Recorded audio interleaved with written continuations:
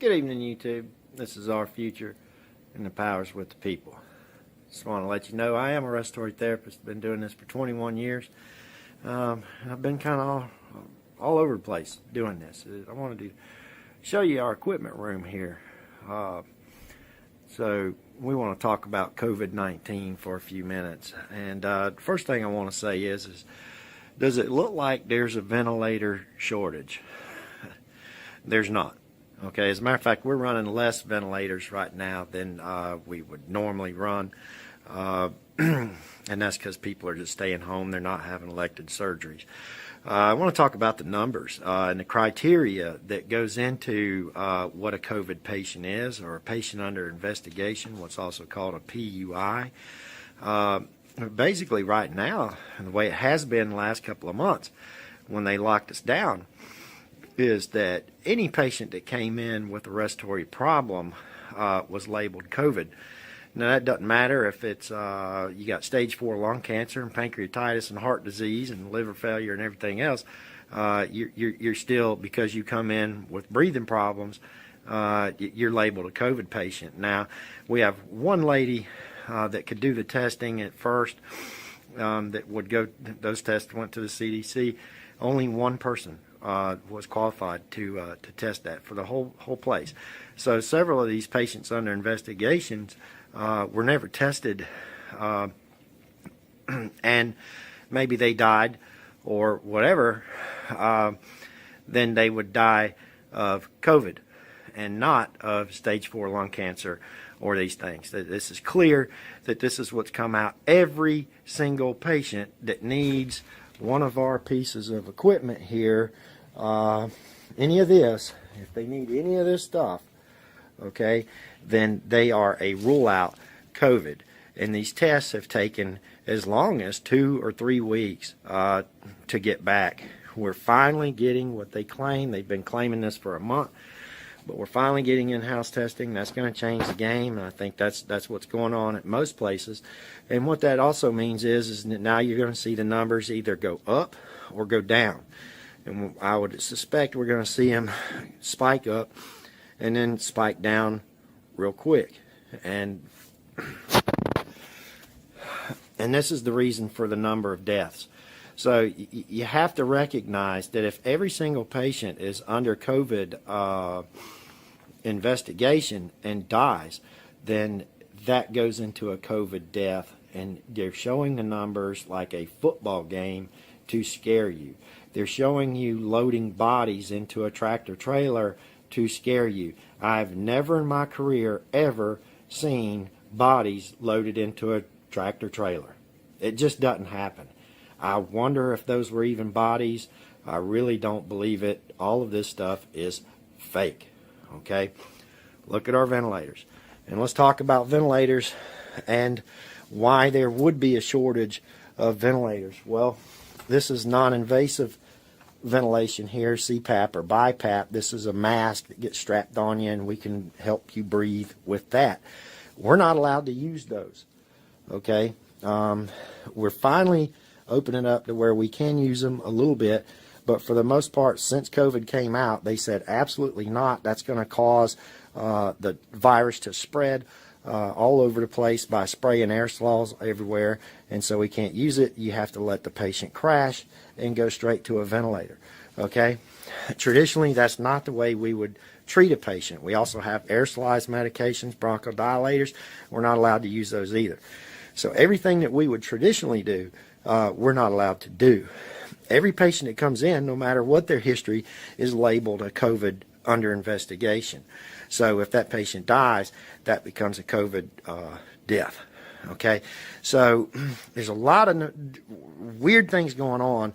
When it comes to the testing itself, I've been looking at this for about a month now, but you can also look for yourself. They were open about it on CBS News the other night. They're not testing for a virus. Like if you get sick, you go to the hospital, traditionally you get tested for flu A and B. Flu A, by the way, is H1N1, the one that killed everybody in 2008. They'll test you for RSV. Those are actual viruses that you know they will test you for. This COVID test is different. They're testing for an RNA sequence from a reaction to the virus. And look this up. Please look it up. They're not testing for a virus. There's not one test that tests for a virus. Okay. Then they put it in a PCR. It's a PCR test, which means it amplifies it. So if there's any one little shred of that RNA sequence from a damaged cell in your lungs or in your nasal passage, you're going to test positive. Now, that can come from cancer, that can come from radiation, that can come from several things. So, and then you hear all this talk on the news about antibody therapy and all this other kind of stuff, people wanting to donate plasma, everything else, but they're not talking about the virus itself. They're not testing for the virus itself, and that's a big, big issue, because that makes you say, well, is this as infectious as they're telling us it is? Because if it was as infectious as they're telling us it is, these would all be in use and everybody would be dying, and we're not seeing that. Okay? This is unbelievable. Every bit of this has been created, okay? If you cannot use the non-invasive ventilation and have to go straight to this, the ventilator, that creates a ventilator shortage. But you also want to ask, why is Ford and GM in the business of making ventilators when we have plenty of companies that already make ventilators? You know, what kind of ventilator is it? What does it do? Who's going to train us on those ventilators? And, you know, how's it going to be tested?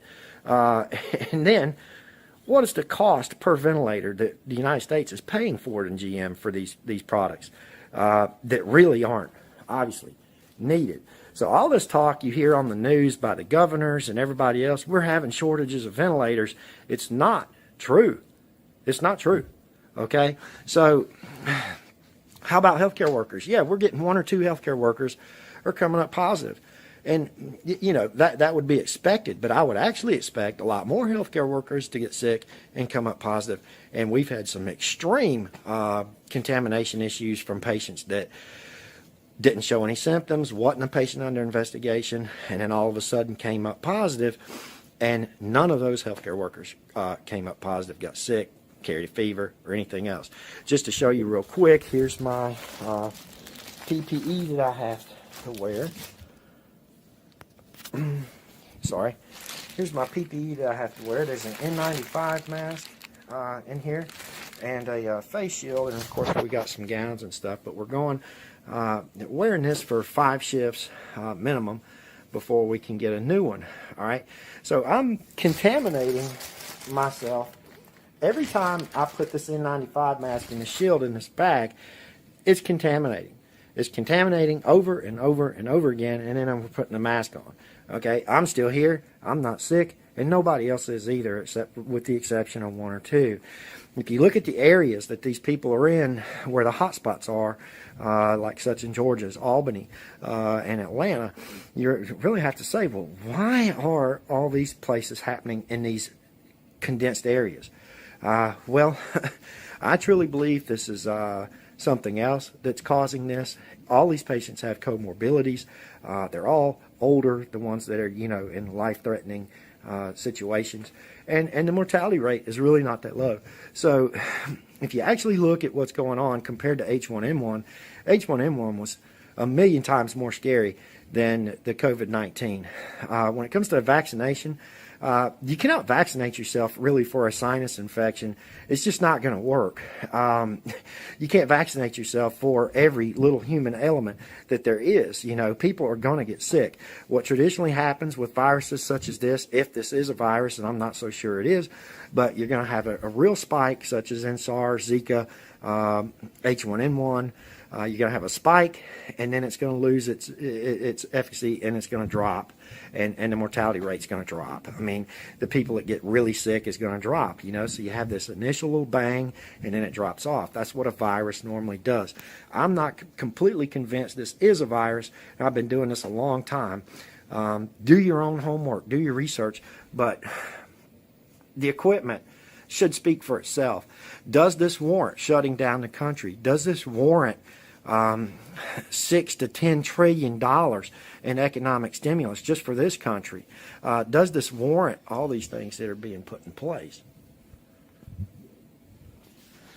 I mean, does this warrant the trillions lost? Does this warrant locking everything up? Beaches, hiking trails, tennis courts, the bars, restaurants, pool halls, schools. Does this warrant this? I really don't think it does. Not even close. So y'all need to be asking some really hard questions here, and questioning your government and questioning the people in charge, and also questioning your doctors, because the doctors believe this stuff just as much as everybody else does, but they're not looking at the real information. All they're doing is they're told something, and hey, guess what? They got lives, they got jobs, they got everything else you got plus some. They don't care. I mean, they do care, but they're not going to go look it up. They're not going to look up exactly what this test is. They're not going to look up that, hey, why aren't we getting these infection rates? They look up the little things that they're told to look up, and that's it, just like anybody else would. Okay, so, these questions really have to be asked. And then for the Trump supporters out there, I want to ask you something. Think about this for a minute. We're doing the same thing they're doing in France. We're doing the same thing they're doing in Italy. We're doing the same thing they're doing in the UK.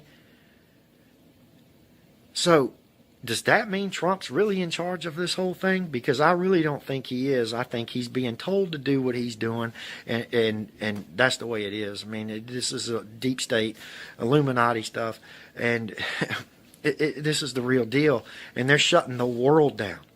Okay? Y'all people really need to understand this. The world. Okay? And they're putting our kids and grandkids in severe debt that will never be paid off. And if you think of how many taxes you're paying now, can you imagine what our children and our grandchildren are going to have to pay for this scam? So please look up, do your homework, ask questions, look at our equipment room, ask, why can't we use this if we're not seeing the infections? Why can't we use this non-invasive equipment?